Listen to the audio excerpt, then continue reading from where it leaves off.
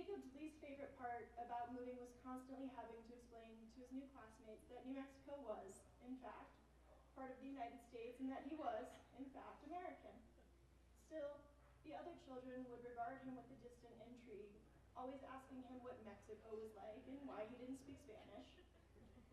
When he moved for the third time in 2 years to Leesburg, Jacob concluded that it would be best to simply say, here, when his fourth grade teacher asked him where he was from.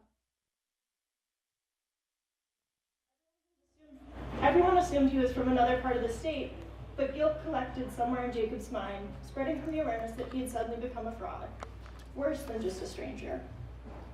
He would keep his dirty blonde head bowed down, nestled into his backpack on the bus rides home as he listened to the unintelligible chatter of the Korean boys who populated his neighborhood. Some of the time they spoke to one another in English, but when they switched back to their native tongues, he had the uneasy feeling they were talking about him. To distract himself, Jacob attempted to memorize every detail of the bus route home, taking note of the various shades of gray and sand and white that differentiated the numerous apartment complexes, trying his best to recognize his own street. It always seemed to creep up on him too suddenly. Only when all the foreign boys in the back would start pushing each other to the front of the bus would Jacob know he'd overlooked the middle mail unit that told him he was home. It had only been a week, but already Jacob had become accustomed to walking as quickly as he could after getting off the bus in an effort to make it through his front door before their Korean neighbor, Miss Kim, tried to talk to him. Miss Kim had the peculiar habit of being outside, either in her front yard or in the garage, every time Jacob happened to step out of the slate gray townhouse, as if she was constantly waiting to ensnare him in a fragmentary conversation. She was small, but her face was wide and strong without appearing harsh. Jacob liked the way her deep brown hair fell around her face in loose lines, each strand having one or two waves to keep it from being completely straight. But he found her clothing to be odd, similar to the clothes his mother wore before she started working at the bank. Miss Kim wore white t-shirts tucked into her boxy jeans, yet when hanging off of her tiny svelte frame, the outfit looked like a costume, an American character. It made Jacob's cheeks flush with color whenever she would wave at him and ask in the words of a toddler how he was doing that day. He felt awkward attempting to understand her as she fumbled earnestly through misplaced prepositions and butchered verb tenses. Jacob wished Miss Kim would spare him the discomfort and just stop talking to him at all. A simple smile or a brief wave would be enough. Today he managed to slide past her unnoticed as she was preoccupied. Miss Kim was trying hopelessly to communicate with the petulant bus driver who was shouting and pointing in the direction of her son, clearly aggravated by the fact that Miss Kim could hardly form a single sentence in English, and Jacob sighed with relief. Upon entering his house, Jacob picked his way through the front hallway, turning sideways to slide past the mess of cardboard boxes that were stacked in 2s and 3s. He rounded the corner to the kitchen and saw his mom sifting through a box on the ground, unearthing something from the layers of yellowed newspaper and half-popped bubble wrap. His mom, still in her sage green pantsuit from the bank, pushed a blonde strand of hair away from her face and muttered something to herself, pulling out a stack of 4 striped plates. "What did you say?" Jacob asked as he plopped his backpack down next to his seat at the kitchen table. She turned and scratched her head. "Oh, hi, honey. I didn't know you were home." She stood and placed the plates on the scuffed wood table. "I was saying I guess we only got half of the plates, too, although I have no idea why he would need 4 plates just for himself." She trailed off and then looked at her son as if she just remembered he was there. "Are you hungry?" "What did you make?" Jacob asked, sniffing the air. He looked around the kitchen at the stoves that had yet to be turned on, and the countertops upon which half of the groceries from a few days ago still sat, never having made it into the pantry. The boxes filled with pots and pans and cookie sheets were stacked next to the refrigerator, duct tape still sealing the cardboard flaps. "I just got back from work, but Miss Kim came over. You know our neighbor. She came by to say hello and brought this dish for us." Jacob's mom uncovered an ornate platter filled with some unidentifiable meat, all the bones still entrenched within the charred flesh. It had a strong, unpleasant smell that overtook the house. Jacob grimaced. "Miss Kim is weird," he said. "I've seen her cooking stuff in her garage." His mom sighed. "Yes, that just means that she does things differently than us. It doesn't make her weird." Jacob knit his thick blonde eyebrows together. His mom paused. "You look just like your father when you make that face," she said softly. Jacob squirmed in the hard wooden chair, immediately changing his facial expression to anything else. He looked around for a distraction. "Well, "What is it?" Jacob asked, getting down close to inspect the dish, noticing the delicate gold detailing of the plate that seemed to contrast harshly with the oily blackness of the meat. "I'm not sure. I couldn't exactly understand what she said," his mom replied, unwrapping a set of plastic cutlery and scooping chunks of the food out onto one of the striped plates. "I think she said it was some kind of fish. What if it's dog?" Jacob's mom reached across the table and smacked the top of his head, lovingly yet firmly with the tips of her fingers. It was the kind of snap gesture that Jacob had become accustomed to as he grew older, instinctively pulling his neck into his shoulders like a turtle after each crass remark. He was glad for the stinging sensation at the top of his head, however, because it meant someone was still interested in leading him to right from wrong. "Rude," his mom admonished him. "Miss Kim has been nothing but nice to us since we moved in. Where'd you even get an idea like that?" Jacob shifted in his seat, pushing the questionable fish back and forth across his own plate, watching the grease pool out with each jab. "Dad said they eat dogs in China." His mom rolled her eyes, and her head dropped back to face the harsh lights hanging from the ceiling. The energy-efficient bulbs did her no favors, the extra brightness highlighting every crinkle in her deep skin, like deeply carved valleys after years of harsh rainfall. She closed her eyes. "Miss Kim is from South Korea." The hum of the refrigerator was the only sound keeping them company. For a few moments, the mechanical whirring filled the kitchen until Jacob's mom finally spoke again. "She wanted me to give this to you." She slid a piece of printer paper across the table to her son. "You know Miss Kim's son, Tony, right? He rides the bus with you?" The boy with straight black hair, heavy plastic glasses, and the tiny nose that looked like someone had pressed their thumb into a ball of dough filled Jacob's mind. Yes, he knew who Tony was. He was the boy who laughed the loudest on the bus and made the most lewd jokes when Jacob could understand them. He was older, and as with all people who were older, to a certain extent, Jacob held them in his mind with a sense of awe and terror, painfully aware of his status as somewhere closer to the definition of a child, even if only by a year. "Yeah, sort of," Jacob mumbled, taking the paper into his hands. In large, uncertain letters at the top was written P-A-R-T-E-Y.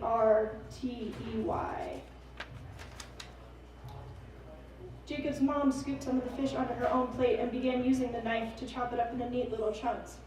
She took a bite and the corners of her mouth tugged down. "The birthday party's tomorrow. I think Tony is turning 12? She swallowed with some effort. Now they would be 2 years apart. A knot had formed in Jacob's stomach. "I don't know any of the sixth graders yet." "Exactly," his mom replied, taking another arduous bite. "Yet. And this is the perfect time for you to make some friends. And besides, I already got you a gift to give him." She pulled a small piece of plastic out of her pocket, and Jacob recognized it as a gift card to the local video game store. "I figured you can't go wrong with a gift card." Jacob accepted the gift card with reluctance. His mom coughed after putting another bite in her mouth. "I'll go to the party if you order pizza tonight," Jacob said with a cheeky grin. His mom laughed and ran her thumb and middle finger across the tired skin of her forehead. "Just for tonight," she conceded, and watched as her son dove into the living room in search of the phone book, ceramic grinding on wood as she pushed her plate away. "And take this out to the trash," his mom said, dumping the contents of the ornate platter into the trash can beside her. "Just be sure to put it in someone else's trash can a few houses away. Although I bet we'll still be able to smell it," she laughed. Jacob had only seen Mr. Kim once. It was a few mornings ago while he stood staring out the living room window, waiting for the school bus to arrive. He was observing the cluster of black-haired boys around the stop sign when he noticed their neighbor's door swing open. Mr. Kim was dressed in a drab gray suit, carrying a briefcase towards the silver sedan in the driveway. Everything about him seemed to be gray, even his hair. He checked his watch and then looked up at the dreary fog-blanket sky and seemed flustered. As Mr. Kim was pulling out of the driveway, Miss Kim emerged from the house, wrapped in a thick sweater with stark white socks covering her feet, standing at the top of the cement staircase. She waved nervously at her as her husband backed out into the street and drove away. He had not waved back. Jacob watched with a creeping feeling of guilt as Miss Kim continued to stand in the cold September morning. He waited until she slowly went back inside and shut the door behind her to make his way out to the bus stop. Those white socks covering impossibly small feet were the first thing Jacob saw when Miss Kim opened the door on the day of the birthday party. He felt sorry for remembering them. Miss Kim bent down ever so slightly, since she was only a few inches taller than the 10-year-old, and gave Jacob a light hug, patting his back like a newborn baby. Jacob was unsure of what to do, so his arms hung at his side, his hands snaked into his pocket of his jeans to clutch the gift card. He had already checked 3 times in the last 2 minutes to make sure the present was still in his pocket, that it had not somehow disappeared in the time it took for him to walk down the stairs of his townhouse and back up the stairs of the kids' townhouse. Her smile was too eager. Jacob chose to look back at her soft feet. The foyer had the faint smell of fish and grease clinging to the walls. This was coupled with the dense scent of feet wafting up from the discarded heap of children's sneakers by the front door. Jacob hesitated before bending down to loosen his shoelaces, prompted by Miss Kim's gestures towards his own shoes and the pile that sat beside him. He quickly slid past her, the same way he moved through his own identical hallway, heading for the kitchen where he could hear the laughter of other boys. Jacob's heart slammed heavily against his chest, and he considered turning back, but his legs had become separate from his mind, propelling him forward through the doorway of the kitchen. It was practically like walking through his own house. The same pasty walls and practical beige carpeting, save for the strange decorations that seemed to overflow throughout each room. On the wall next to the refrigerator hung a small wooden drum, showered in vibrant red tassels and trimmed with delicate gold details. The drum was too little to be played, however, and the dense fringe would probably get in the way, Jacob thought, as he wondered whether Miss Kim could even open the refrigerator door or not. The drum seemed like more of a nuisance than anything. Among other things, he also noticed a row of intricate fans displayed on the opposite wall. They looked like the fans he'd seen in Chinese restaurants, except they had an odd square shape. Standing in the center of the room, Jacob was like an extra piece to a puzzle that had already been completed. At the kitchen table, 10 boys were gathered, and from the fervent group that shouted and fought over the monster playing cards in front of them, Jacob could not tell which one was Tony. One of the boys said something that Jacob could not understand, and suddenly 10 sets of eyes were turned in his direction, unblinking. He's the kid who lives next door. He rides the bus. Tony stood up with one knee still resting on his chair. Jacob saw Tony's glasses and felt foolish for not remembering the defining feature. "What grade are you in?" Jacob took in all the curious stares that gripped the plastic card in his pocket so tightly that it left a line imprinted in his soft skin. "4th?" His broken voice made the response sound like a question. He held his breath and waited for humiliation to steal it out of him. "What's your name?" Tony asked. He whispered his name. The credit card dug further into his palm. "Jacob, do you want to eat any of that?" Tony asked, pointing a skinny finger at the kitchen counter. Along the imitation granite countertops lay dish after dish of food, elegant bowls and plates and platters filled with every possible inch of the space, containing within them a mixture of colors and textures Jacob had never seen before. Each item had its own plate, so that the countertop became a mosaic of soups and vegetables and sauces, and greens and reds and yellows, housed in dark wood or gleaming copper. And more than one plate held whole fish, some raw, some cooked, some black and charred like the one his mother had forced herself to eat out of politeness. But even the ones with glazed over eyes staring up at the ceiling did not bother Jacob. He was captivated by the unusual display. Jacob had never seen such a large amount of food in one place, except for the buffet he used to go to with his dad. But even that was only half as colorful. The parade of dishes had taken his breath away. "Yeah, I'll try it," Jacob said, wiggling his toes in his socks. Miss Kim appeared behind Jacob and moved over to the counter, smiling wide at him.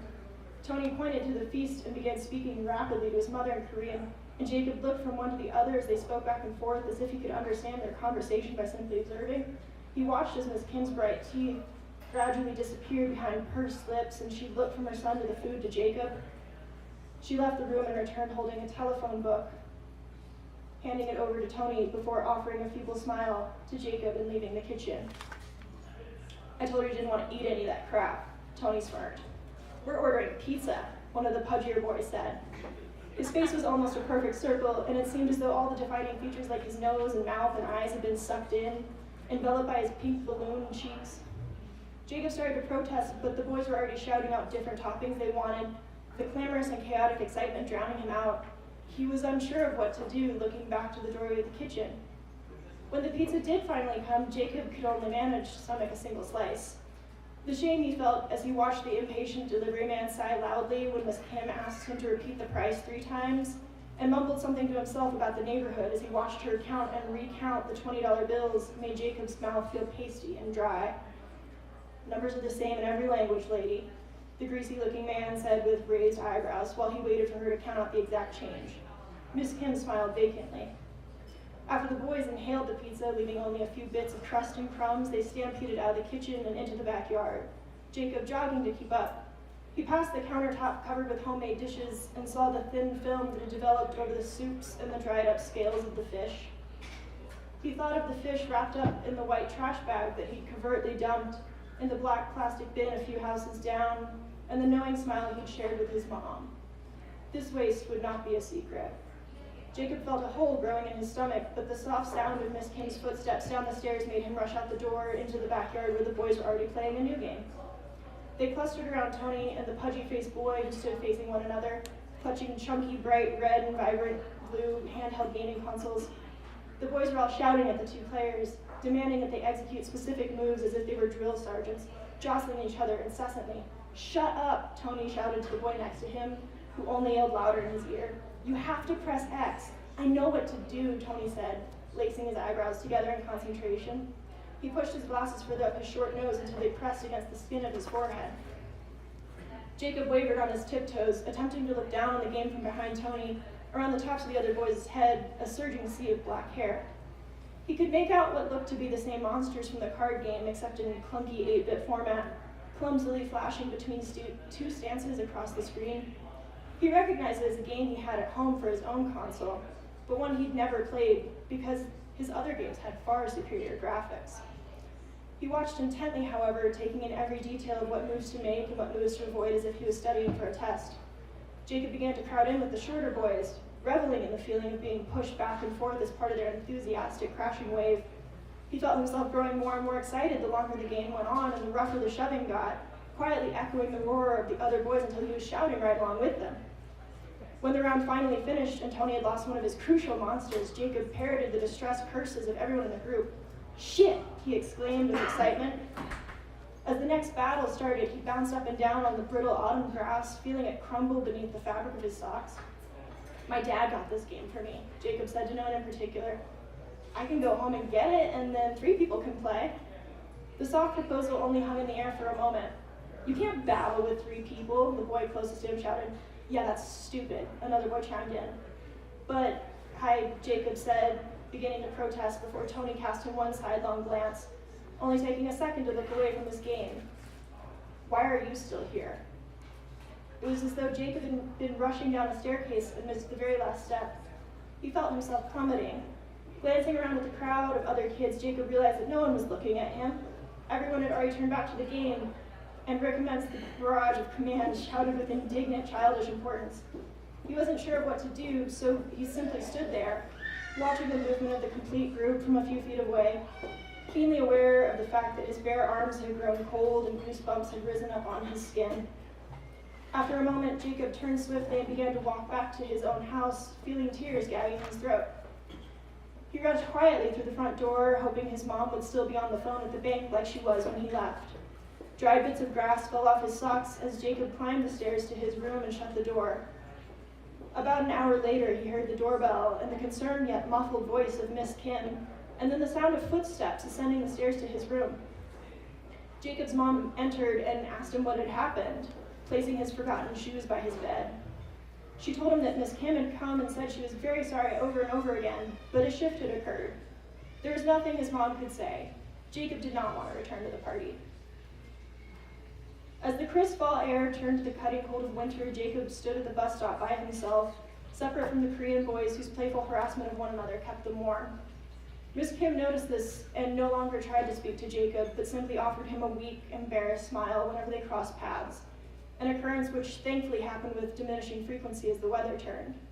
The seasons passed and Jacob saw less and less of the Kims until one day, a moving truck came and they were simply gone. Finally moved back to their own country, Jacob had heard one of their neighbors say. All that remained of the Kim's presents for Jacob was the gift card, stuffed inside his dresser that he could neither bring himself to spend nor toss out. It sat underneath piles of socks in the back corner next to the video game console, both useless but impossible to throw away. Thank you.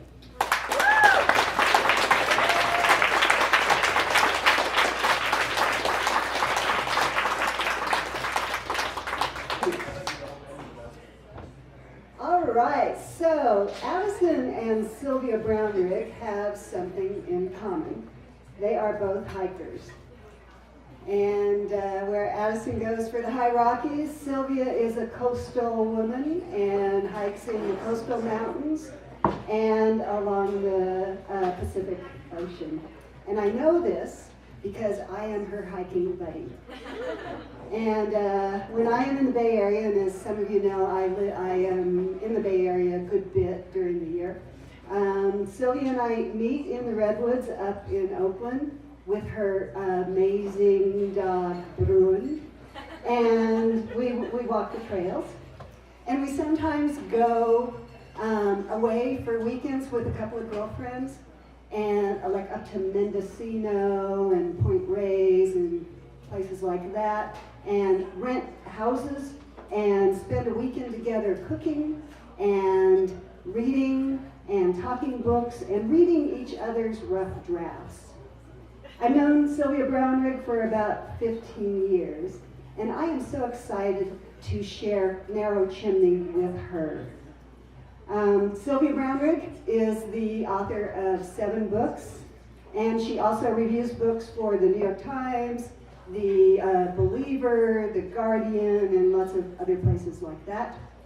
Her books have been listed in the Times Notable Books, the Best of San Francisco Chronicle, Best of Kirkus, lots and lots of those bests of things. Tonight she's going to read from 2 new books, one that was just published last year. I have visual aids here. This is pages for her. I was lucky to read this book in manuscript and give her advice that she probably didn't take. But this book is a sequel to a book she wrote 20 years ago. This book, Pages for You. And there's a little bit of a cult following for Pages for You in Great Britain. I should tell you, she's bicontinental. She lives part of the year in Berkeley and part of the year in London. This is Pages for You is about a young woman who learns how to love. And Pages for Her is about that same young woman who connects with the woman who helps her learn how to love 20 years later. Both wonderful books. We're lucky that Sylvia actually has some copies of Pages for You, the 20-year-old book, with her tonight, and she is going to sell them to you for $5 each. I know. And not only that, but she brought the hardcover copies. So smoking deal on that. I think she's going to read a little bit from her new book. We don't have any of these available tonight, but they will be available at Brightside after Wednesday. She's also going to read from this beautiful little, special printing, special press, special collaboration, the Cashier series. It's put out by the University of Chicago, and she's going to tell you a whole lot more about this, but it's a pairing of visual artists with writers. Lovely little series that she's got going on here. Anyway, welcome my good friend Sylvia Brownrigg. And it's true, there's something about hiking and exchanging drafts that goes together. So for the writers in the audience, I recommend it as a way of talking through your ideas and having friends, being with your friends. And for the mayor here, I'm very honored to be on the same slate as Addie. I love your story. That was great. The fish is making me a little nauseous, but that's okay. And the mayor, it's exciting to be here. And for the mayor, I'm passing on greetings from the mayor of Burlingame, California, which is my brother. so he's very pleased to hear that I was sharing a slate with a fellow mayor. And it's true, as Anne says, I have copies. I'm going to tell you a little bit about the 2 fictions I'm reading from Anna, and I do have copies of the original pages for you, and I think it's quite funny how different book designs are. Anne showed you the other one. This is the hardback when it came out, and it isn't sort of soft porn, I promise, but, or maybe it is, maybe I seldom work, but there is something funny about this hardback. It says pages for you, and tiny little letters in novel, but we always used to think it was pages for you, a navel. So these are very rare. You should be very happy to buy one if you want. I'm actually going to, I write in different sort of tones and styles, as people often do. And so I'm first going to read from my very newest piece of fiction, which is this little set of stories called Invisible Countries. And most of my writing is realistic, sort of stories about family and marriage and love and heartbreak, which go together, of course. And every now and then I've written books that are a little bit, or fiction that's a little bit more wild and sort of fable-like. And so this most recent set of stories, Invisible Countries, I kind of broke into fable. This really is a wonderful series that pairs writers and artists, as Anne explained, with some really wonderful people like Muriel Spark and Lydia Davis, who've done these little books. My book was called Invisible Countries, which is a kind of a reference to Italo Calvino's stories, Invisible Cities. And in a way, a little bit like Addie's story, it seems like it's a good moment to think about people feeling like outsiders and how we relate to outsiders and to people from other countries and what do borders mean. So these 7 stories are about travels to 7 imaginary countries. And there's one female traveler who goes throughout the different stories. And each country is sort of improbable in a different way. And so I'm just going to read one of those, one of the 7. Which is called Thin Countries. Show them the... Oh, and I'm sorry, yes. And the artist I was paired with for this book is named Tacita Dean, and she's just a fantastic artist. Actually, for living in the mountains, some of these are just beautiful. Some of them are sort of images of glaciers, and some are more landscapes that are. Some of these are postcards that she's kind of, worked on with, I think, pastel over. Anyway, they're fabulous. Now I've lost it. Okay, there we go. Okay, so this is called Thin Countries. There are no border patrols in Ixar. It's a thin country, so thin that at certain points, if you stand on its westernmost edge and shout, your voice could easily be heard by someone standing where the country ends to the east, if that is you were traveling there with a friend or a lover. Generally, people go to Ixar alone. There's hardly room for company, and little of the place would be enhanced by experiencing it with someone else. Because of its being so slight and ill-equipped for conflict, Ixar sees itself as a place of stability and peace between the warring states that flourish on either side of it, Hernandez and Fernandez. If Ixar does not go out of its way to be welcoming, with boldly painted signs or bustling ports, there's scarcely infrastructure to support them. Neither does the nation attempt to keep people out. No one wants to stay any length of time in Ixar. That's a given. Ixarians are rightly confident about this fact. Hence, there's no need for the citizens to fear overcrowding or new waves of immigrants. The visitor has friends who've gone across Ixar. They stop there for lunch or touch down in transit, perhaps even traveled over from Hernandez or Fernandez to spend a few hours free from the agitation in those countries. It's our visitors' quest to understand why no one stays longer in Ixar. All right, it's thin and relatively free of amenities, an unlikely place for a holiday romance given the slim pickings. The soil is rocky for the most part, rust brown and granular, not fertile. There are few trees and the wildlife is dull and predictable. The single mountain range, a spine along the nation's lean length, is humble enough, might more accurately be designated as a ridge. The river, named prosaically the Ixar, the first settlers were not an inventive bunch, runs shallow, slow, and troutless. Still, Ixar is quiet and in its way pure. Ascetics must like it at least. The determined visitor travels to that country with a tent and a notebook, imagining a night under the southern hemisphere's constellations, serene in her own thoughts, knowing she's suspended between the embattled countries on either side. To herself, she prefers not to identify them. Like a primitive soul, she feels it will only further their conflict to name either of these perpetual enemies. She need interact with no one, no waitress or innkeeper, no fellow traveler or bureaucrats. She can slip in and out without fanfare. She's packed light, a simple backpack, contains the necessities along with a sandwich, an apple, a bottle of water.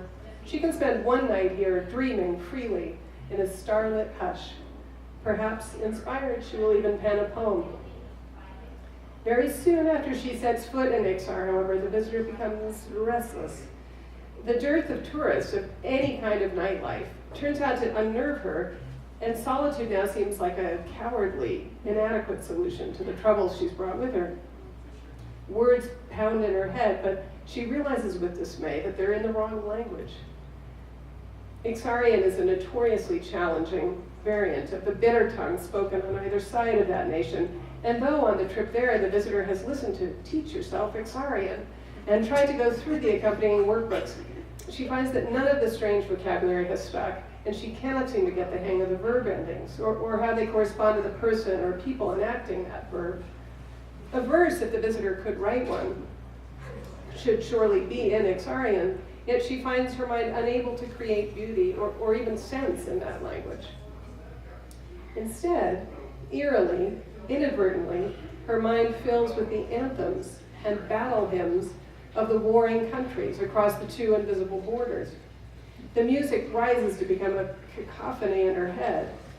Hernandesian and Fernandesian are, in spite of, or perhaps indeed because of, the country's enmity, so closely related that only native speakers of one or the other, or the most advanced linguists, can actually tell them apart. To hear them each spoken is simply to notice a slight variation of accent, as northerners or southerners of many nations often drawl or use slang differently. It's a quirk of history, or the thin country's unyielding soil, that Ixarians lay so low all those years that they developed their own tongue. But Ixar is not, the visitor discovers, giving up its poetic secrets to her. She would like to hear its voice in her ear, but instead it's the louder sound of its neighbors that crowd through her head, hollering distractingly. The visitor hikes for a couple of hours, partway up the unlovely, scrub-scattered ridge, looking in vain for a viewpoint or a clearing. Eventually, discouraged, she pitches her scrappy tent on rough, uncomfortable ground and simply hopes that after her sandwich and inside her tiny one-woman camp, she will finally locate the peace of Ixar's narrow but notorious neutrality, its near statelessness, its blank slate. Instead, all the visitor hears is noise, the dreadful, inescapable noise of war. Even from a distance, even unseen. She knows now, with a deep seas of regret, that she will never fall asleep here in Ixar, that it was a mistake, a brave, optimistic one certainly, but a mistake nonetheless, for her to imagine that she could stay, even for a night, in a country so thin.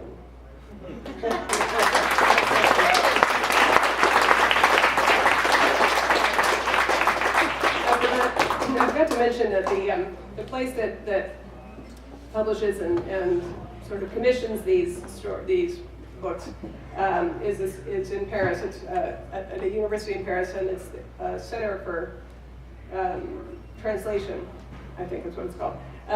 Anyway, so all of the different editions they publish, this is the 30th one they've done in the last 20 years, have something to do with translation in different languages. Some of them are nonfiction, some of them are translations, and some of them are fictions about that. So that's Invisible Countries. Now I'm going to go back to Pages for Her, which Anne already gave you a lovely introduction to. I'm just going to read really one brief section from this novel. And Anne has described this beautifully. So the first book was this intense love story set on a college campus between two women. one of the main character, or one of the characters, Flannery, was falling in love for the first time and going through all of the expansion and heartbreak of first love with Anne Arden, who's a professor, who was a grad student. So this book picks up the story of these two characters, these two women, 20 years later. Flannery is now married to a man named Charles, who's an artist, and she has a young daughter, and Anne is a teacher in New York, a professor in New York. So I'm just going to read, this book is in 3 sections. So the first section is catching us up on Flannery and what's happened in her life. The second section is about Anne, and then in the third section they meet on a college campus. But this is from Flannery's section, where she's reflecting on sexuality. And it's set in a bar, so it seemed like a good thing for me. The knife edges of sexuality. Separations fine and sharp between the two sides. Flannery was thinking about the issue as she walked up from the Arts College on Dolores Street, where she taught part-time, to the house Charles owned in the Haight, where she was spending more and more evenings and mornings and portions of the day. It was a steep climb, and a cresting of the hill, and a saunter back down near Buena Vista Park. There was plenty of opportunity for vertigo. Bisexuality, as a word or a label, as a principle, as anything other than a simple, ubiquitous, underspoken truth about the human heart, satisfied nobody.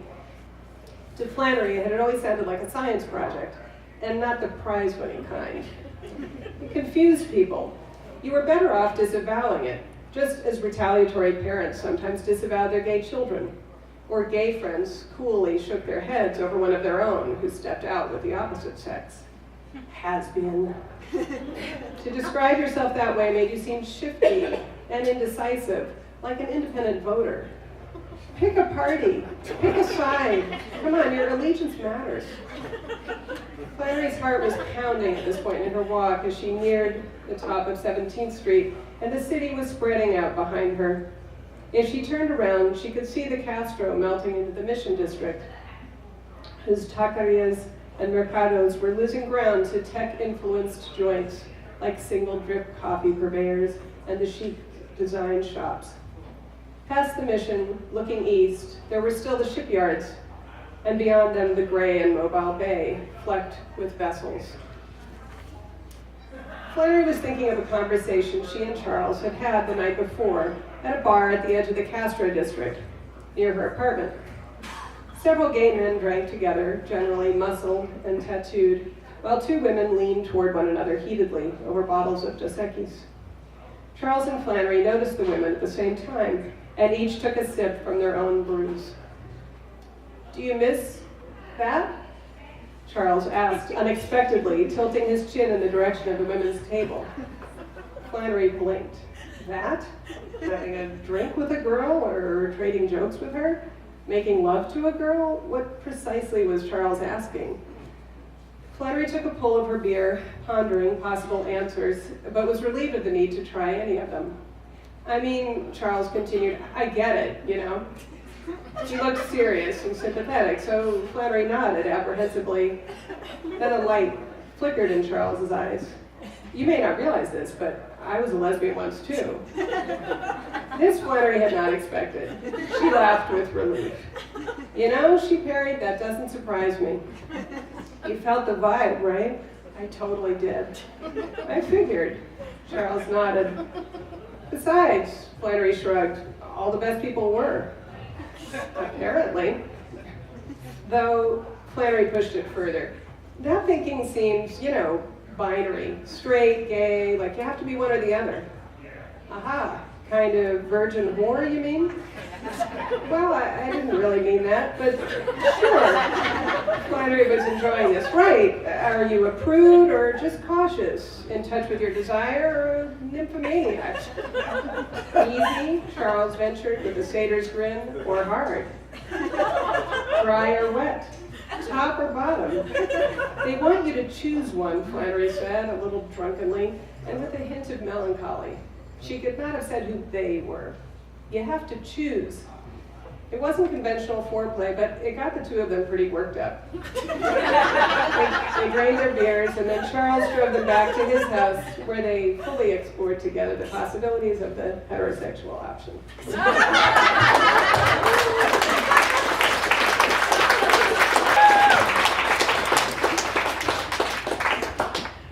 All right, this brings us to our third reader. Mayor Coral Evans is here, and this is sort of a coup for me. I didn't find out that Coral was a poet until the conversation we had when the first location of the telephone booth was dedicated. I think that was probably 2 years ago, 2.5 years ago. I've been bugging her ever since to come read. So I finally got my way. I'm kind of proud of myself. And she's got a new book out that I'm gonna let her tell you about, and also some pretty cool stuff going on here in town as far as places for people who are self-publishing or have chapbooks to kind of get their work out into the public. I think that. And now I'm sitting here thinking, okay, straight, bi, how are we gonna do this? I'm really honored to be here. When I was growing up, there was two things I wanted to be. I wanted to be a test pilot for the Air Force, and I wanted to be a songwriter.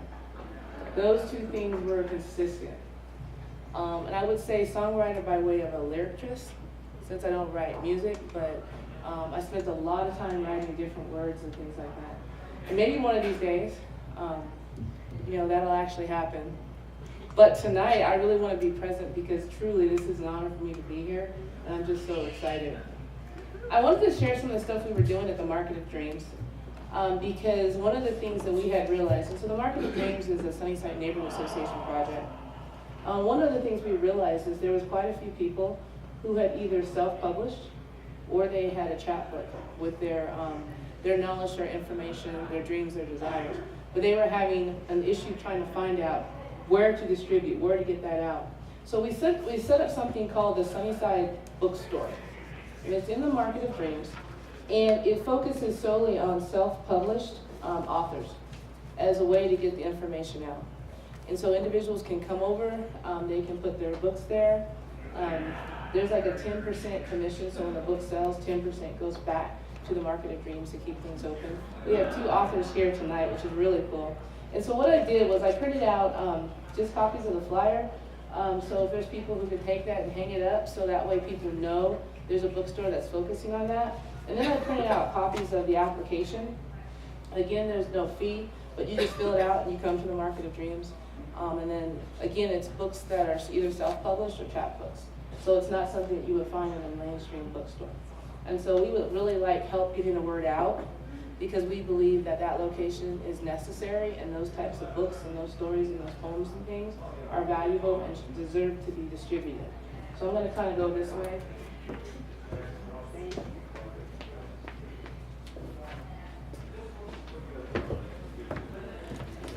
And I get to talk about my book, which is pretty cool. I'm like really excited, like, wow. And so I have copies of my book available here tonight. And it's called Conversation with Alma. And the book is like a 5-year process. So, no, I'm just kind of messing with it because I'm nervous. And it, just so you know, all the photographs that are in the book were done by George Breed. He's a local photographer here in town. So I had actually started the book. I went to it was a conference, and I started hearing about something called the Appreciative Inquiry Model. And there was a story told about a love story between 2 individuals where they wrote one another a letter every night as a way to get to know about the other person. And so I started thinking, I was like, this is interesting. You know, we ask people questions all the time. What's your favorite color? What's your favorite food? What do you like to do? And we take that information as individuals, and maybe the next time we see that person, we're going to be wearing blue. And maybe the next time we go out to eat, we totally like Mexican food, right? But what do we really know about ourselves? Like your favorite color might be blue, but why? And is it every shade of blue, or is it a certain shade of blue? And so I was like, we never get to know ourselves as individuals. We try to get to know other people, but not ourselves. So I started thinking about this book, and it's called A Conversation with Alma. And so in Spanish, alma means soul. And basically, it's for you to have a conversation with your soul, with who you are as an individual, with your essence. And you can use this book. It's meant to be written on, drawn on, ripped apart. You can share the conversation with people that are important in your life. One individual actually has an older father, and he's using the book as a way to get his dad to tell him stories, so he can record the stories so when his dad, is no longer here. And so that's really what the book is about. And I'm currently working on my second book, which is going to be completely a book of poetry. Because I have a lot of pieces of poetry, so I kind of want to combine them into a book from my childhood, so to speak. So the book, The Conversation with Alma, I slid in 3 pieces of prose. I couldn't help it. So they're in there. And so I'm going to share 3 of those pieces with you. 2 of them are somewhat connected, and there's actually several different parts to 2 of them. So I'm sharing 2 parts. And then one of the pieces has a story behind it, because it's actually the piece that had me finish the book. Because like I said, the book has been sitting there for 5 years, and it was like right next to the computer in edit mode for a year and a half. And then finally something happened. I'm like, I gotta finish this book now. So the first piece is called, Of Course I Believe in Fairy Tales, Part 1.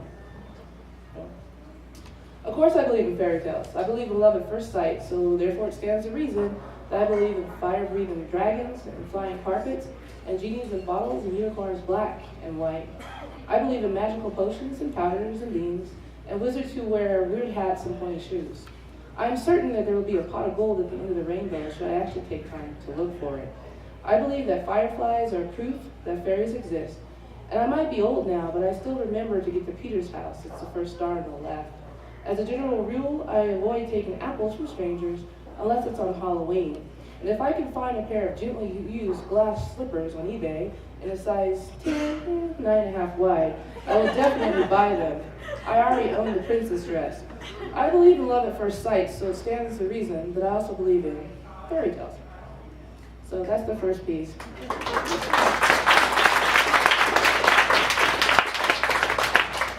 The second piece is what triggered me to get the book done. And so silence can really be inspiring. Like just silence. Like when you're waiting for a phone call and it never happens. And then all of a sudden something happens and it's like totally poetic. It like triggers something, right? So that's what happened, and I looked down at the book that was in edit mode for like a year and a half, and I was like, I need to get you finished. So I went ahead and got it edited and finished. So this piece is called Silence Can Be Inspiring and Message Poetic. I do not fear traveling light. I have no fear to start a journey without all the things so often deemed necessary for a trip, safely secured, in hand, packed, and ready to go. I have found through experience that once my mind is set and I have stepped forth bold and determined with mindful purpose, whether it be on a clear path traveled often, the stone smooth and worn, or one in which the footprints I leave behind are single reminders to others that someone once dared to go that way. That somehow, magically, or maybe willed through purpose, everything that I need, including things that I never knew, are available when a need arises.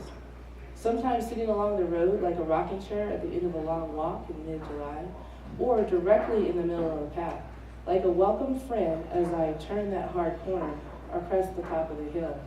So for those who are struggling with when to go, when to start, and what to take, I say, go. And when you go, travel light. Take only the things that reasonably fit in your pockets and nothing that might weigh you down. Everything you need for the journey at hand is already somewhere along the path that you will travel, waiting.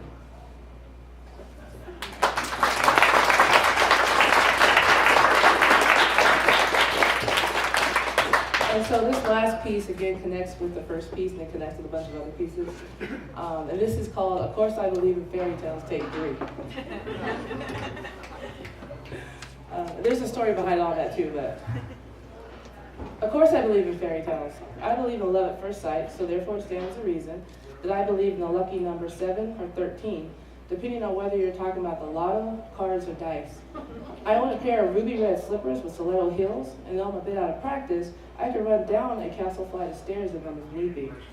I prefer lace over cotton in most cases, although jeans and silk is always lovely. But if it's a jacket, it is black leather that fits. It works best, especially for midnight rendezvous, as you never know when a carriage ride might suddenly come to an end. You have to walk home the rest of the way. Magic can be a bit finicky at times. Fairy godmothers too. And Cupid's aim tends to be off more often than not. Let me know the next time he comes up for a job review. I tend to try on every ring in the thrift store's case, especially when I'm out shopping. You never know when one might unlock something somewhere. What I need right now is a red cape. Gently used would be okay, or a rabbit's foot that actually works. I have traveled many roads, concrete, brick, and otherwise, and to be honest, I tend to get distracted by the field of beautiful purple or blue, or is it red? I think it's red poppies that I encounter along the way. I wonder if a bike or a balloon ride might be a better method of travel. As you can tell, I like to keep things straightforward and simple, which is why I believe in love at first sight, and fairy tales, and of course the lucky numbers 7 or 13. But that depends on whether you're talking about the lotto, cards, or dice.